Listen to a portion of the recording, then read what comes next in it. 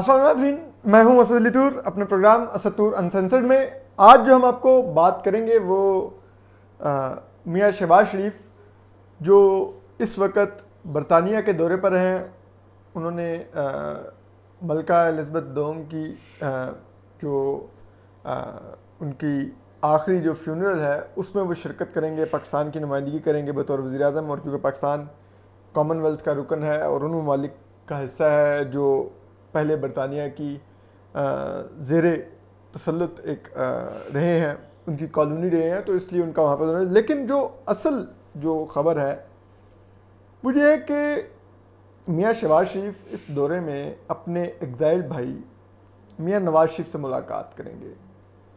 और इस मुलाकात में क्या नए आर्मी चीफ का नाम फाइनल होगा, जनरल कमर जावेद बाजवा के बारे में कुछ फाइनल होगा, आखिर क्या इसमें होने जा रहा है, ये अंदर की खबर है। हम इस पर आपसे बात करेंगे कि क्या चीज़ें इस वक्त नून लीग की क़यादत के ज़ेरे गौर हैं, किन चीज़ों पर इस वक्त सोचा जा रहा है और उसका क्या वो फैक्टर्स हैं जो इस वक्त नवंबर में आर्मी चीफ के ओहदे के लिए डिसाइसिव साबित होंगे। ये बहुत ही एक दिलचस्प है और उसको ज़रूर देखने की ज़रूरत है। देखिए, पहले आपको एक चीज़ समझनी होगी। हमारे मुल्क में बहुत ज़्यादा आर्मी चीफ तैनात कर दो, आर्मी चीफ यही तैनात कर दो। इमरान खान साहब तो डॉन के एडिटोरियल के बकौल के ये दुनिया की तारीख का एक अनोखा फैसला है कि आर्मी चीफ की तैनाती एक बारगेनिंग चिप के तौर पर इस्तेमाल हो रही है और वो इमरान खान साहब खुलेआम कर रहे हैं। और उसी से पाकिस्तान की, इमरान खान की नज़र में पाकिस्तान के आइन, पाकिस्तान की डेमोक्रेसी, पाकिस्तान की सियासत और पाकिस्तान की सिविलियन हुक्मरानों की जो आप कह लें कि हैसियत है वो पता चल रही है कि पूरा का पूरा सिविलियन सेटअप एक आर्मी चीफ के ओहदे के इर्द गिर्द घूम रहा है।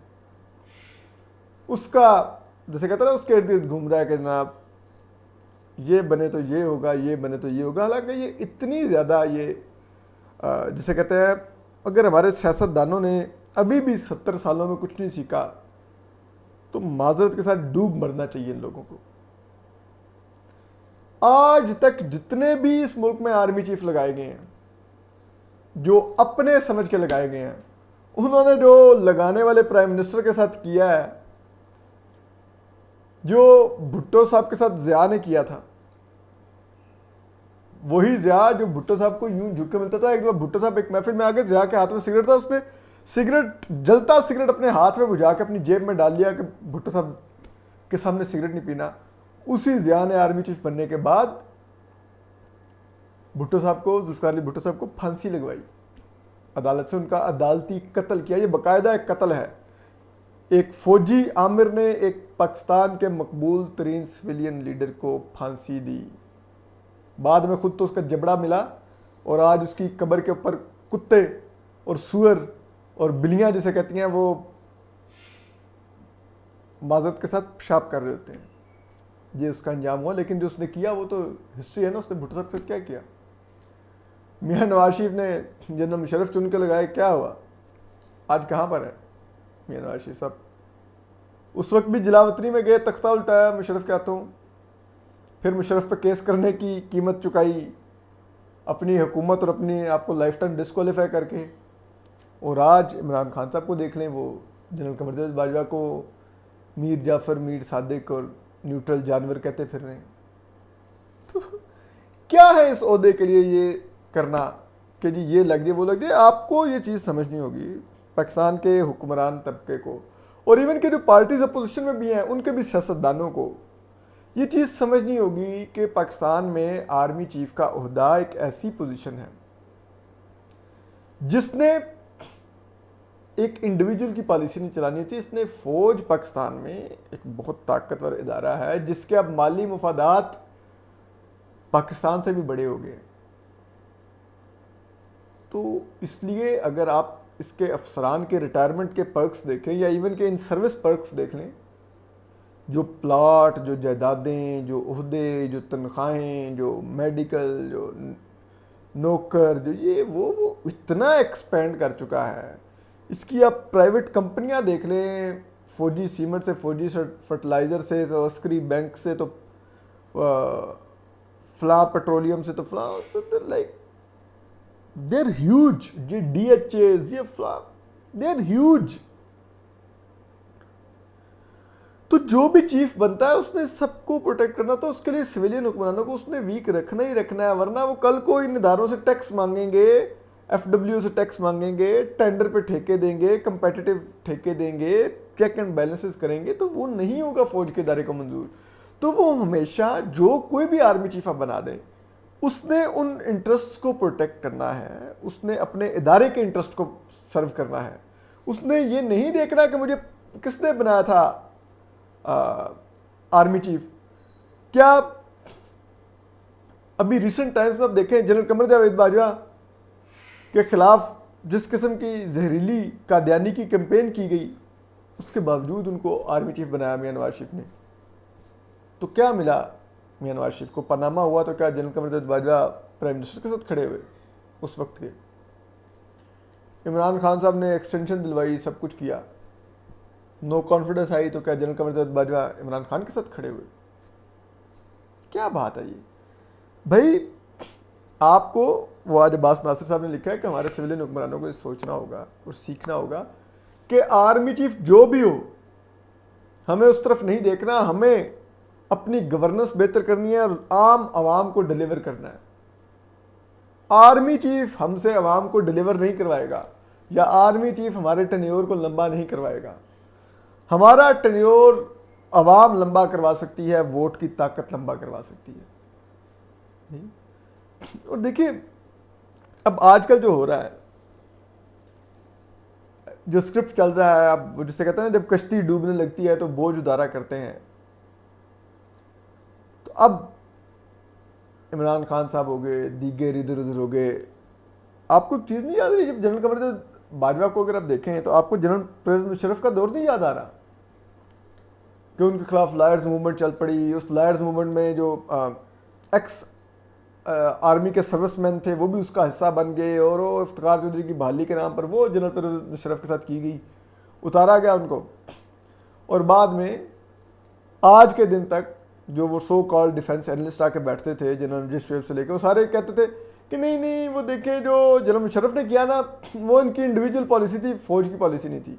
यानी कि जब फौज ने इक़्तिदार लेना हो या इक़्तिदार हुक्मरान तबके पर दबाव डालना हो, तो आंखें दिखाने के लिए कहा जाता है कि आप फौज के इदारे से टक्कर ले रहे हैं, ये आर्मी चीफ नहीं है, ये फौज का इदारा है, ये फौज की सोच है, ये बात माननी होगी, वरना फिर फौज का इदारा माफ कभी नहीं करेगा और ये कर देगा वो कर देगा।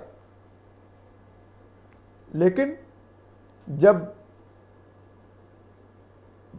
ये सब कुछ छोड़ के भागना होता है तो फिर जो रिटायर होने वाला आर्मी चीफ होता है उसके ऊपर सब कुछ डाला जाता है कि जी ये सब कुछ कर रहा था। इदारा तो सियासत में मुलविस ही नहीं होना चाहता था, इदारा तो ए पोलिटिकल है, इदारा तो सिर्फ सरहदों का दिफा चाहता है, इदारा तो सिर्फ पाकिस्तान के नेशनल इंटरेस्ट को सर्व करता है, ये है वो है। तो फिर वो एक हमें एक नया राग हमारे आगे लापा जाता है। यही जनरल मुशर्रफ की दफ़ा किया गया था।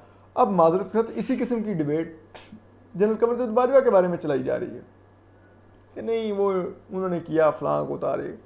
ठीक है, आर्मी चीफ सबसे पावरफुल ओहदा होता है फौज के अंदर, और पाकिस्तान के अंदर भी अनफॉर्चुनेटली सबसे पावरफुल होता है, इवन के इलेक्टेड प्राइम मिनिस्टर से भी ज़्यादा पावरफुल होता है। लेकिन अल्टीमेटली जो आर्मी चीफ आता है वो नीचे सेकंड लेफ्टिनेंट से होता होता वो इस ओहदे तक पहुंचता है। वो इसी सांचे से ढल के निकलता है, वो इन्हीं जर्नलों के अंदर काम करता करता इन ओहदों पर पहुंचता है। तो वो कोई खलाई मखलूक नहीं होती कि वो आर्मी चीफ की तैनाती वाले दिन कोई अल्लाह मियाँ ऊपर से जन्नत से बंदा नीचे उतारते हैं और वो आर्मी चीफ बन जाता है तो वो बड़ा नेकोकार होता है। ये इस ओहदे का तकाजा ही है, इस पर जो मर्जी। इसलिए मैं अमूमन कहता था कि हमें क्या ज़रूरत है ये चीयर लीडिंग करने की कि फ़लाँ जनरल को आर्मी चीफ बनना चाहिए, फ़लाँ जनरल अच्छा है, और नहीं ये बड़ा जिसे कहते हैं पोलिटिसाइज जनरल है, ये फ़लाना ऐसा है, इसको नहीं, कोई ज़रूरत ही नहीं है हमें। मेरे लिए आप जनरल फैज़ हमीद को आर्मी चीफ बना दें, जनरल मोहम्मद आमिर को आर्मी चीफ बना दें, जनरल नुमान परवेज़ राजा को आर्मी चीफ बना दें, जनरल अजहर अब्बास को आर्मी चीफ बना दें, जनरल साहिर शमशाद मिर्ज़ा को बना दें, जनरल चिराग हैदर को बना दें, जनरल आसिम मुनीर को बना दें, मुझे मालूम है जिस दिन उन्होंने उस ओहदे पर आके बैठना है उन्होंने वही करना है जो हर आर्मी चीफ ने किया, और हमारे साथ वही होनी है जो हर दौर में हुई है। तो हम किस लिए बैठ के इधर तालियां बजाएं एक जर्नल के लिए और दूसरे को जिसे कहते हैं हम वो निशाना बनाएं कि ये इसको इतना टारगेट करो कि ये आर्मी चीफ ना बने। क्या हमें इसमें मिलना है? हम वो माजरत के साथ कम से कम मैं तो उन लोगों में से नहीं हूँ कि जो उस किसी ऐसे इंटरेस्ट ग्रुप का हिस्सा हूँ, ऐसे एंकर हूँ, ऐसे सहाफ़ी हूँ जो किसी जनरल से राब्ते में और उसके लिए लॉबिंग कर रहे हो, कोशिश कर रहे हो, दुआ कर रहे हो यार ये आर्मी चीफ बन गया ना तो मेरी सत्ते खैर है मुझे फलां चैनल के अंदर ना ये लगवा देगा, मैं 60-70 लाख तनख्वाह लेता रहूँगा।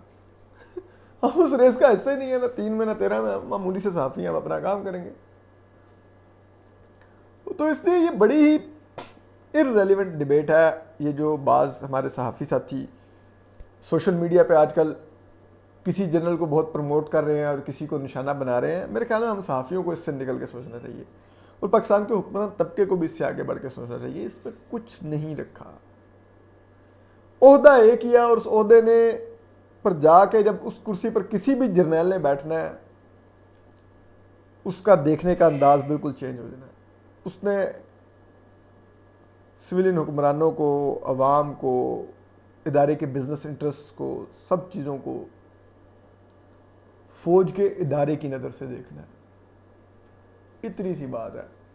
क्या हम जनरल कमर बाजवा के बारे में सुनते थे? बड़े प्रो डेमोक्रेसी जनरल हैं जी, काकूल अकेडमी में लेक्चर देते हुए उनसे सवाल हुए सियासतदानों के बारे में, तो उन्होंने कहा कि नहीं हमारी भी गलतियाँ हैं, हमें सियासतदानों को काम करने का मौका दिया जाना चाहिए। जब वो भी आर्मी चीफ नहीं बने थे, ये खबरें नहीं आती थी कि हमारे पास, क्या हमारे पास खबरें नहीं आती थी कि वो राइटर्स ने स्टोरी नहीं की थी 2014 में जब मियां नवाज शरीफ के खिलाफ इमरान खान साहब जनरल जहीरुल इस्लाम के साथ मिलकर धरना कर रहे थे, तो खबरें नहीं आती थी कि जब वो कोर कमांडर मीटिंग में बड़ा फैसला कुन मीटिंग हुई तो उसके अंदर फौज की मुदाखलत को जनरल कमर बाजवा ने अपोज किया। इनका नाम लेके राइटर्स ने स्टोरी की थी, महरीन ज़हरा मलिक साहबा ने।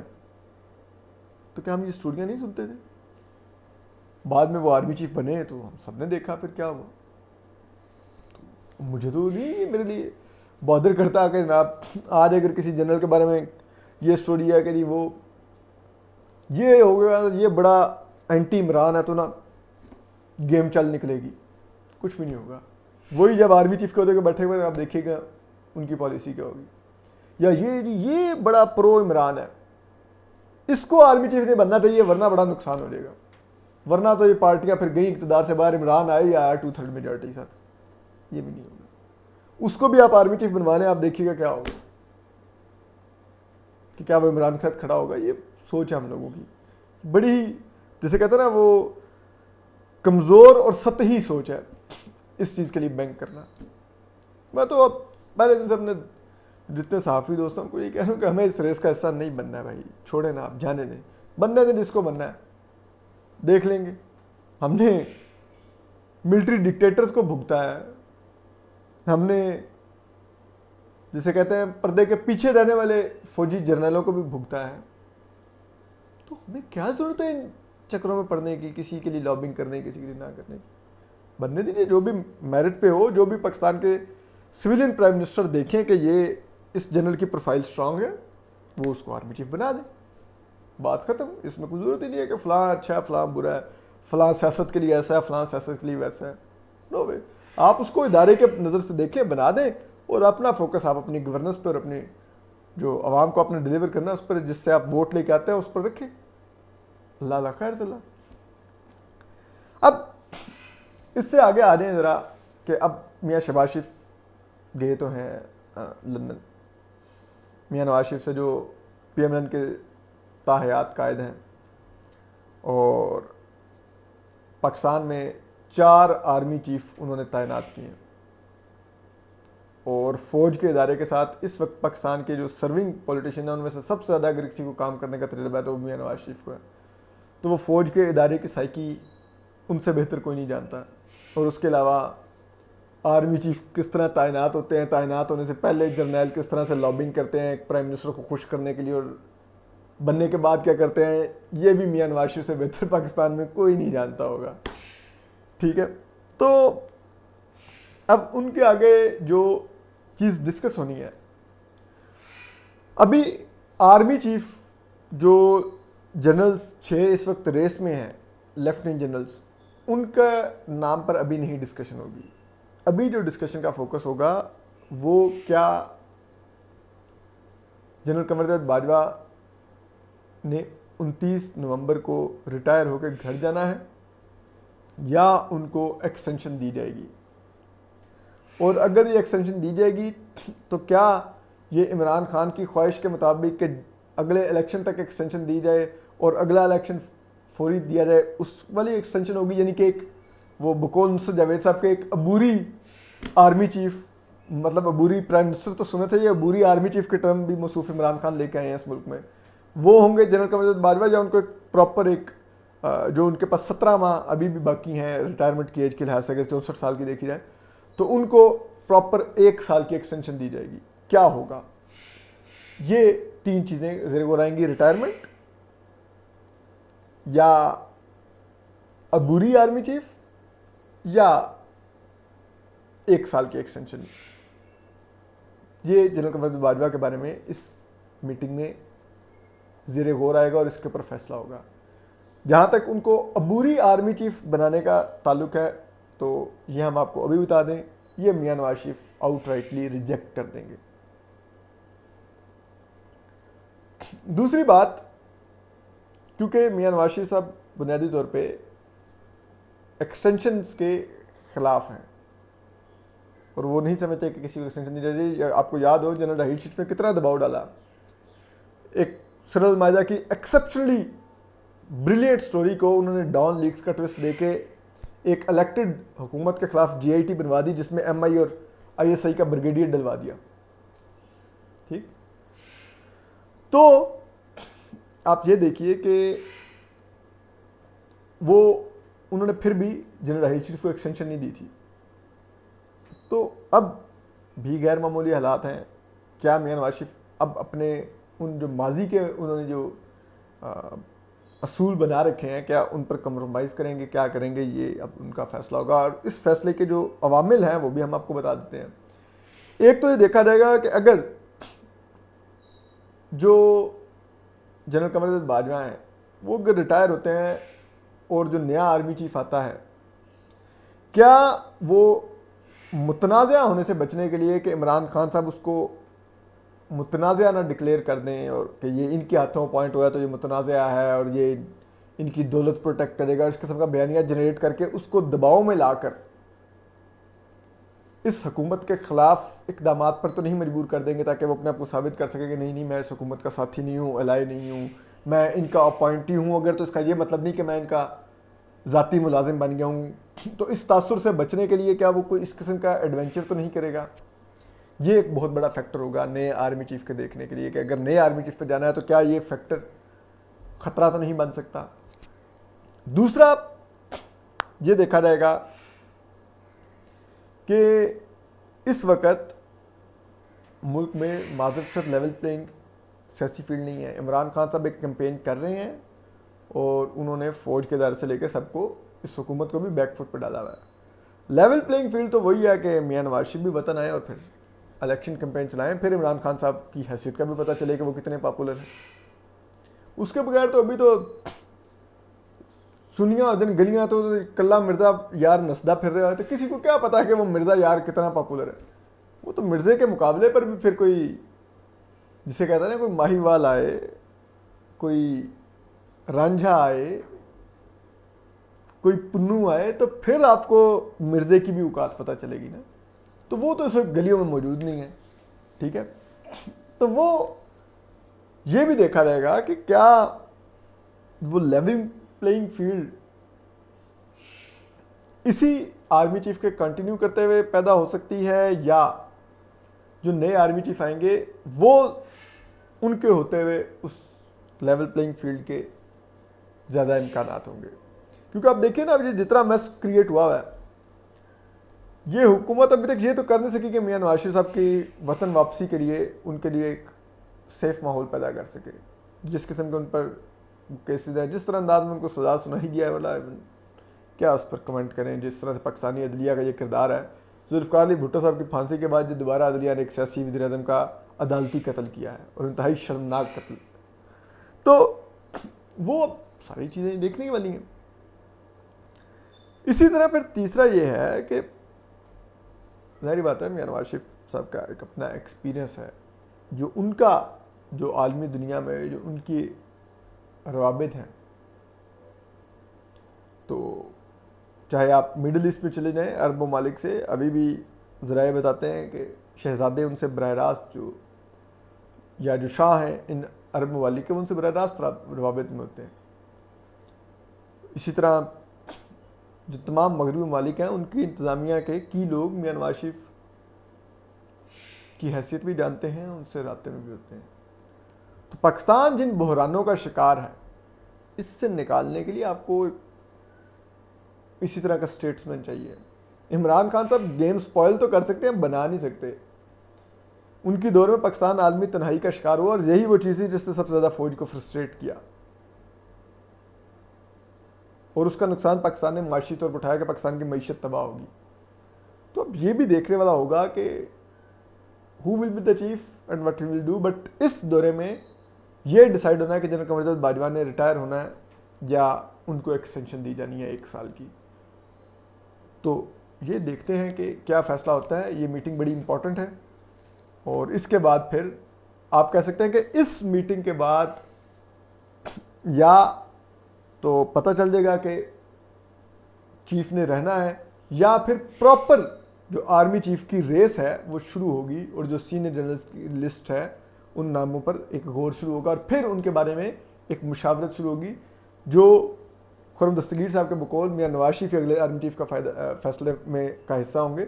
ऑफ कोर्स मियां शहबाज शरीफ साहब मियां नवाज शरीफ से वो लिस्ट शेयर करेंगे, उनसे कंसल्ट करेंगे, और फिर जो इत्तेहादी हैं इस हुकूमत के, लाइक पीपल्स पार्टी होगी या दीगर जमातें होंगी, DIFA, उन सबको भी नामों पर एतमाद में मियां शहबाज शरीफ नहीं मियां नवाज शरीफ लेंगे और उनसे इनफॉर्मल कंसल्टेशन करेंगे, एंड देन फिर मियां शहबाज शरीफ साहब अपने आइनी इख्तियारात का इस्तेमाल करते हुए आर्मी चीफ के नाम का ऐलान करेंगे कि who will be the army chief of Pakistan.